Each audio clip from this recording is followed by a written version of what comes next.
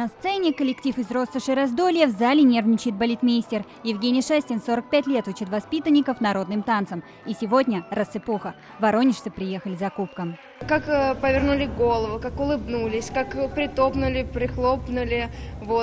Поэтому каждый важен в ансамбле. Почаще, побольше таких конкурсов, потому что народный танец сохранять его очень сложно.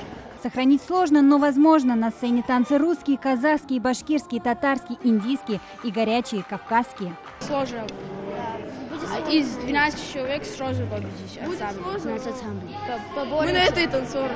А танцоры здесь из Дзержинска, Нальчика, Уфы, Аксая и Казани. И каждый номер – история. Хотели сходить на рыбалку, а девочки решили подшутить над ними.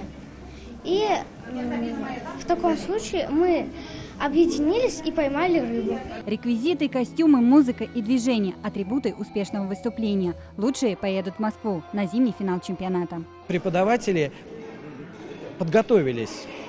То есть они знали, куда они едут, на какой конкурс и что они, какие.